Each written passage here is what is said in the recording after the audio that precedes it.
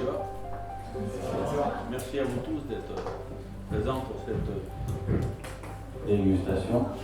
Merci à Terra Vert de nous accueillir dans leurs nouveaux locaux. Très joli. Bien, on a la lumière de dehors. 今日通訳の方をやらさせていただきます。フランスの方からワインを輸出している榎本武者武下と申します。よろしくお願いいたします。あとはですね、一緒に来て奥さんのモニカさんですね。ブラジル出身で今一緒にドメールで働いてまして、いろんなお客さんとのコミュニケーションとかですね、そういうことをやってます。よろしくお願いいたします。Alors, je vais commencer par mes origines, mes racines en fait. Alors moi j'ai fait mon apprentissage, on peut dire, au sein de la famille Lapierre. J'ai grandi avec mes grands-parents. Dans les années 60, la viticulture, les gens avaient presque tous des vaches, une ferme à côté. Et moi j'aimais bien ce lien avec les animaux, la nature, bien sûr les gens. Ça m'a construit.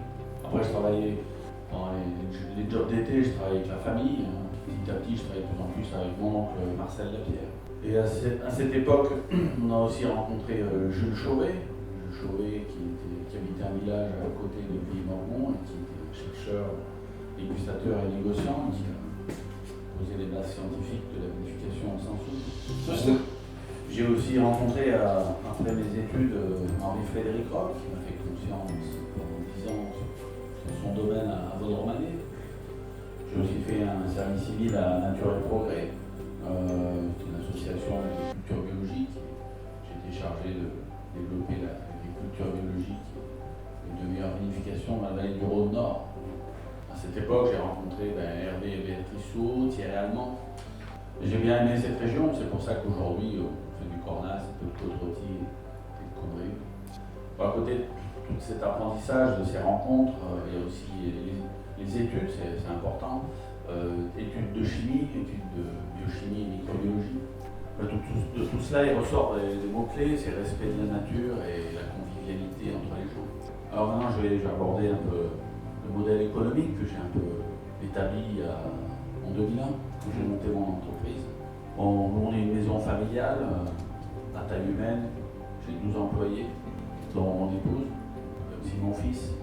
Donc ce qui est important pour nous, les mots-clés là, c'est l'indépendance financière, l'expérience, la connaissance et la sensibilité qui permettent de diriger une entreprise et de faire nous convaincre qu'on a envie de le faire. Alors, moi je me définis comme un producteur de vin de terroir.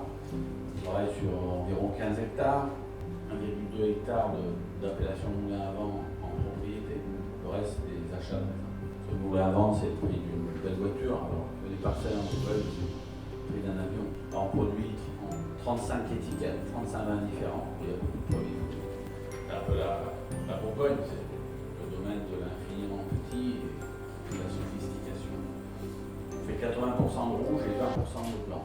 Production moyenne, avec des hauts et des bas ces dernières années, c'est environ 70 000 bouteilles. Alors moi j'ai un métier qui est basé sur les relations humaines déjà avec les clients, avec les employés et puis avec les propriétaires. Pour la majorité, on travaille avec des petits propriétaires qui n'ont pas envie de vendre leur vignes, qui ont envie de garder leur terrain et qui souvent ne travaillent pas les vignes. Donc c'est une bonne entente, c'est des choses qui durent. Il y a des gens qui travaillent, ça fait plus de 20 ans déjà. Alors en 2001, moi j'ai créé deux sociétés, une société de négoce qui achète le raisin aux propriétaires et une société viticole qui fait les travaux agricoles en direct, qui les facture, qui gère pour les domaines où gère pour eux les vignes. ちょっとここで注釈をさせていただきますけど、ブドウ畑がブドウにあまり高すぎてですね、畑が買えませんので、その中で自分の思うようなブドウ栽培をしてワインに思うようなワイン作りをどうしたらいいかというのを考えて、ミクロネゴシアンというシステムなんですけども、自分のドメインに2つの会社を作ってます。1つがネゴシアンの会社、できたブドウを買ってワインを作る会社ですね。でもう1つはブドウ畑の農業、ブドウ畑の栽培をする会社ですね。その所有者から畑の栽培を請け負ってお金もらうわけですね。で、自分で栽培をして、で所有者からブドウを買うんです。それをやることによって、ブドウの所有者は普通ブドウ畑を持ってて栽培をやってないと、固定資産税が高いんですよ。だから所有者としては畑のこの税金が安くなる。フィリップさんみたいな人たちにとっては所有はしてないんだけど、ブドウの栽培は自分の思う通りできて、そしてブドウが買えるというようなこのミクロネゴシアンシステムですねというやり方でやっています。Et l'idée, c'était de rester un producteur de vin et pas se prendre pour un financier. Et puis de garder de la liberté, de pouvoir faire ce qu'on veut. Ça, c'était très important. Voilà, et aujourd'hui, depuis 2011, le prix des raisins, le prix de la terre, le prix des loyers a beaucoup augmenté parce qu'il y a une forme de... Le vin est devenu, comme beaucoup de choses, un objet de spéculation. Donc nous, on essaie de faire attention, de garder nos clients, de ménager nos propriétaires, mais de faire des choses raisonnables. On est producteurs de vin avant tout. Et pour les jeunes, en Côte d'Or, aujourd'hui, c'est difficile. À part s'ils héritent, et même s'ils héritent, ils sont obligés d'acheter du raisin, ou faire des choses comme moi j'ai eu fait. Alors maintenant, je vais parler de la philosophie générale du travail. Alors notre travail, comme viticulteur et vigneron, il est basé sur le respect des 4 éléments. L'élément terre, l'élément eau, l'élément air et l'élément feu. Ces 4 éléments, ils constituent, ils animent et ils régissent les lois de la nature. Alors, tout est une histoire de transmission d'informations. Einstein dit que l'énergie est de l'information en mouvement ou de la matière en mouvement.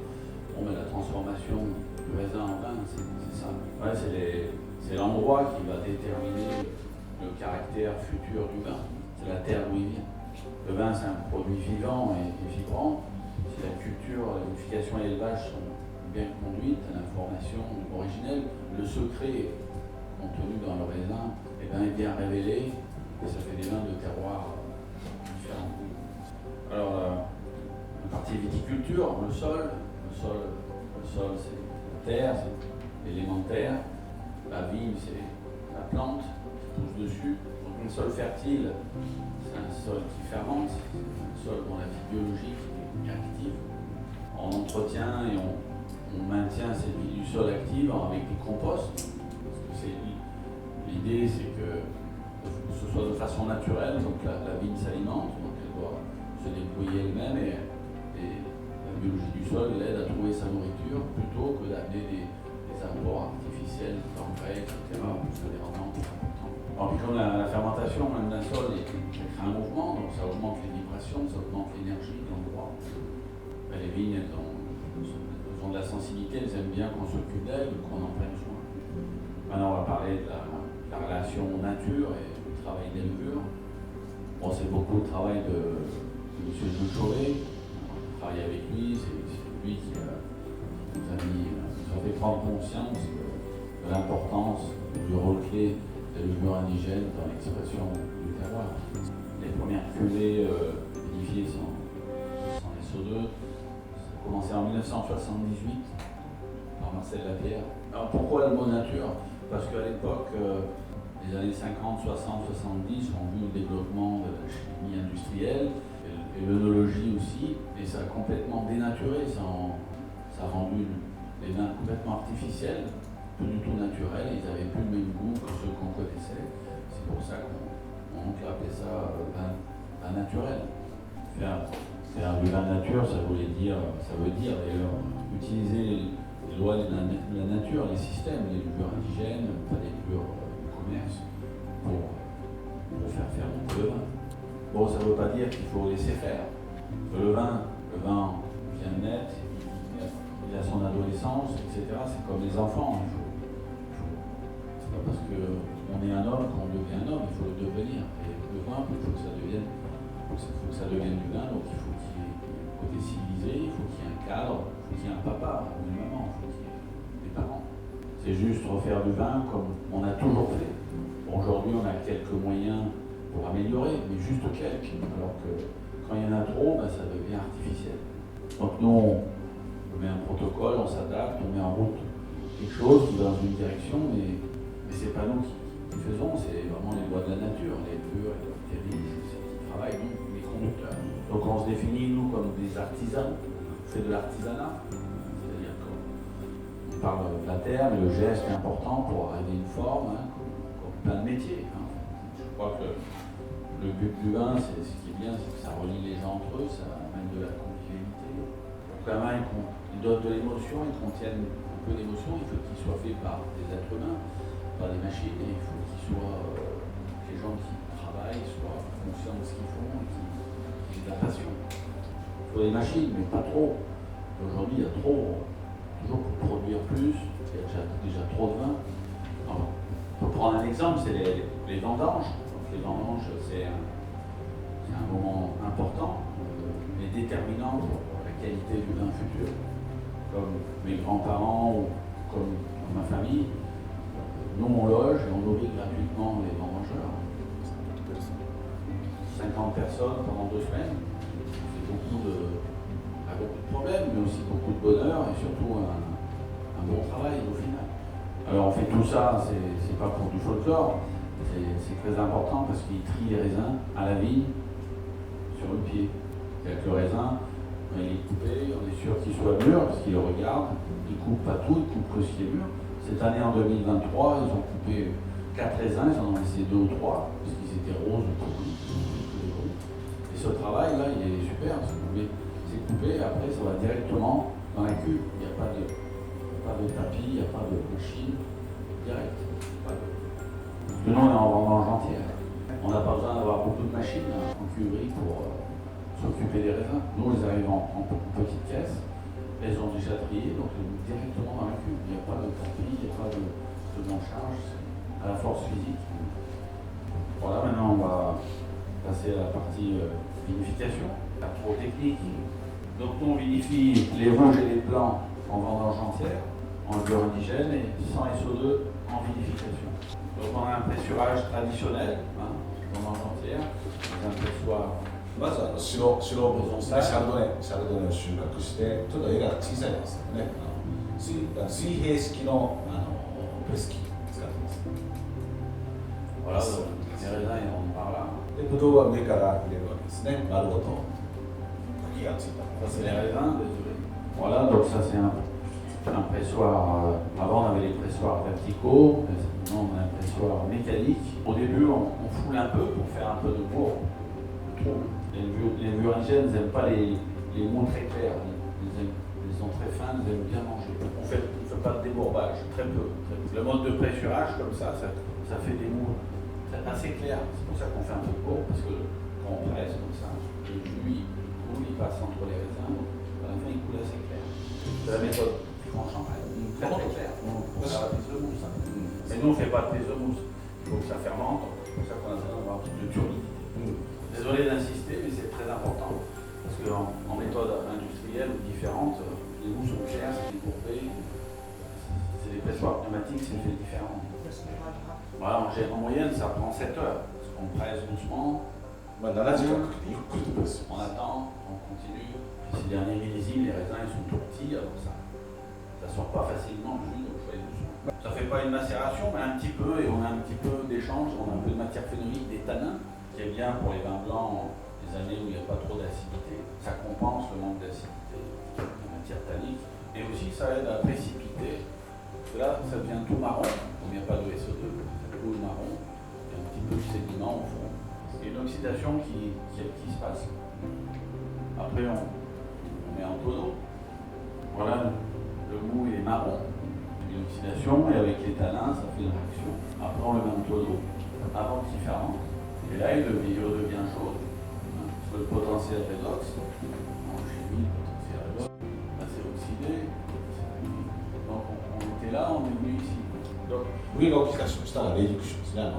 l'oxydation ici, elle permet de faire un débourbage ici. Un débourbage. Et de consommer aussi l'oxygène. Après, les fermentations démarrent et on suit l'évolution de la fermentation, les températures tous les jours. Les densités aussi, c'est beaucoup de travail parce que, par exemple, si vous avez 15 pièces pour le morceau, 10 pièces pour le puini, 60 pièces, ça fait beaucoup de travail, tous les jours ça fait 60. Ça fait un vin, le vin il est lieu et fermente. Il y a toujours des problèmes, il y a toujours des fûts qui fermentent plus vite que d'autres. Là, il nous reste encore des fûts qui sont en train de fermenter. Je veux dire, c'est naturel. Voilà, donc maintenant je vais montrer la vinification en rouge. On vinifie dans des cuves tromboniques. Voilà, on est en vendange entière dans les cuves. Il y a différentes tailles de cuves, ça dépend des vignes. Au fur et à mesure du remplissage, on met du gaz carbonique et on fait ça pendant 48 heures. Donc on en remet. Alors pourquoi on fait ça? déjà pour enlever l'oxygène. Et puis pour faire mourir la baie de raisin, au bout de 4-5 jours, il y a une réaction enzymatique dedans qui se passe et ça libère un peu la couleur. Et là on commence à piger. Le but du pigeage, c'est pas d'extraire, c'est de libérer du sucre doucement pour alimenter la fermentation. Donc la fermentation démarre. La fermentation démarre avec certaines levures, certaines espèces de levures qui s'appellent les apiculae. Et on en a d'autres qu'on appelle Metsnikovia, les chercheurs russes. C'est des petites rondes. Elle travaille jusqu'à 6%. Bon, après, on a petit à petit, on a les Saccharomyces. Quand elles bourgeonnent, elles ressemblent à des Mickey. Elles sont contentes. Et elles finissent la fermentation. Donc là on travaille de façon naturelle parce qu'on utilise les systèmes existants dans la nature. Par contre, pour que ça fonctionne, il faut éviter de mettre du soufre, il faut une bonne acidité, il y a certains paramètres à remplir. Il y a des règles. Donc les températures, ça commence à 17, puis on finit à 31 degrés. Pour les blancs, 17, 25. Voilà, donc après 2 à 3 semaines, déjà la purification, la fermentation s'achève pour les rouges et on met en tonneau. L'élevage va commencer. L'élevage, c'est la différenciation cellulaire. Alors un tonneau, c'est un fût coupé au debout. 卵の形を横を切ったのが樽の形です。 Donc il y a un côté gestation, comme un bébé dans le ventre d'une mère. Le vin il se différencie cellulairement. Et puis au fond, il se dépose ce qu'on appelle des lits, c'est les parois de levure, de bactéries, c'est des composés qui nourrissent le vin et qui le réduisent. Donc ce qui est important, c'est que nous on est amené à déplacer les tonneaux d'une cave à une autre. On n'utilise pas de pompe bien sûr, et on roule les tonneaux. Les tonneaux, c'est beaucoup plus de travail que les pompes, mais les pompes ça détruit les vins, ça va plus vite. Mais si on utilise la pompe maintenant, on va détruire le vin. C'est pour ça que avant on faisait beaucoup ça parce qu'on n'avait pas de pompe. Mais c'est important de ne pas soutirer le vin, de le garder réduit. C'est ce qu'ils font les champagnes aussi. En Champagne, ils font ça dans les bouteilles. C'est la même chose. Et nous, on le fait dans les fûts. Donc le fait de remuer, ça réduit le vin, ça nourrit le vin, c'est très important. Ça colle aussi, ça stabilise. Ensuite, on déguste les vins. Bon, en blanc, on élève environ 14 mois et en rouge, 16 à 18 mois. On déguste les vins, quand ils commencent à bien goûter pendant un mois ou un peu plus, quand il n'y a plus beaucoup de variations, on dit qu'il va falloir qu'on les soutire. Mais à ce moment-là, on n'est pas ici. Là, c'est plus tellement réduit, parce que c'est la fin, donc c'est pour ça qu'on met un peu de SO2. Voilà. Un peu de SO2 pour redescendre, remettre un peu de réduction. Et aussi, il y a eu un mouvement fermentaire, un mouvement d'élevage, quelque chose qui s'est créé. Maintenant, on a une forme. Si on veut garder cette forme, il faut un petit peu l'arrêter, la figer. C'est ce qu'on fait en mettant un peu de SO2. On évite, ça part dans tous les sens. C'est comme un être humain à 19 ans, il grandit physiquement. Après, la forme ne bouge pas beaucoup, mais il évolue quand même. Le vin, c'est pareil. Une fois qu'on a défini une forme, on peut mettre en bouteille. Désolé, la bouteille. Alors, pourquoi on met le vin dans une forme? C'est pour apprendre à évoluer. Le fait de définir une forme, c'est un peu comme quand on fait de la poterie. Poterie, mélanger de l'eau avec de la terre, après vous faites votre pot. Vous pouvez le laisser comme ça, il faut que vous ayez la forme, mais si vous ne le séchez pas, la forme n'est pas. D'accord? On définit une forme, c'est ce que permet le SO2. On prend pas une photo, mais on fixe un cadre, et à l'intérieur ça évolue toujours, mais dans une direction, pas partout. Si on ne fait pas ça avec des élevages de 18 mois, ça finit au compost. こまでご質問とかある方は幸い上手。1度で7時間かけてはい。作り、すべての木でそういう作り方をする。 Problème non, c'est la méthode ancienne qui se fait en Champagne, il est un peu adapté, mais c'est un peu le même esprit. 野生工房ってなんか畑にいたりとか醸造所にいたりとか聞いたんですけど、最近そのブドウに野生工房はついてなくて醸造所についているちょっとニュージーランドの外来の人なんですけど、どっちが正しいのかなっていうのと全房発酵なんですけど、ピッキングのところってどこの茎で切るのかなってちょっと聞きたくて、目差してるところで切るのか、ちょっと緑色のラインのところで切るのかっていうのをちょっと聞きたかったんですけど。 Les levures, il y en a surtout aux vignes, il y en a un peu en cave, mais souvent les Saccharomyces se développent un peu plus tardivement, donc elles sont assez difficiles à repérer dans les comptages numériques. C'est pour ça que les gens ils pensent qu'ils viennent de la cave et pas des vignes. Il peut y en avoir dans les caves, mais ils viennent surtout des vignes. La rame, elle est verte, pas fluo, mais elle est verte. ラッコがベーカー、ちょっと多 Si い。 on attend qu'elle soit marron, la rafle, il y a déjà plus de raisin. Mais 赤の作り方、はい。二酸化炭素にはい。塩をつなげて、密閉はしないんですか？ on met une bâche, on met quelque chose. Une marche ou une couverture. 白をプレスする7時間の時は CO2 入れない。 Non, やっぱ ça qui prennent l'air pour éviter des brûlances. じゃあちょっと振動法もしながら。